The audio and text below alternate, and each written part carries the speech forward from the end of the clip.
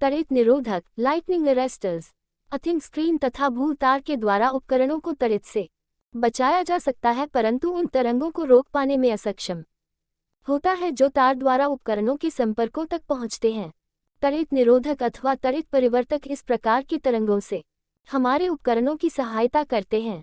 अर्थात त्वरित निरोधक एक इस प्रकार का रक्षी उपकरण है जो उच्च वोल्टता की त्वरित सर्ज को सीधे भू में भेज देता है।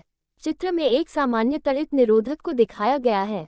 इसमें श्रेणी में एक स्पार्क गैप रखा जाता है तथा एक रेखीय प्रतिरोध को भी श्रेणी क्रम में लगाकर भू से संपर्कित कर देते हैं। इसमें त्वरित निरोधक का एक सिरा उस उपकरण से जुड़ा होता है जिसकी हमें रक्षा करनी होती है तथा दूसरा सिरा को संपर्कित होता है। त्वरित निरोधक में स्पार्क गैप को इतना रखा जाता है कि सामान्य वोल्टता इसके बीच के माध्यम को आयोनाइज नहीं कर पाती, परंतु जब कोई त्वरित उत्पन्न होता है तो उस समय वोल्टता का मान सामान्य वोल्टता का कई सौ गुना अधिक होता है और इस समय उसके बीच का माध्यम आयोनाइज्ड हो जाता है और साथ ही रेखीय प्रतिरोध का प्रतिरोध भी न्यूनतम हो जाता है, जिससे पूर्ण वोल्टता को संपर्कित हो जाती है।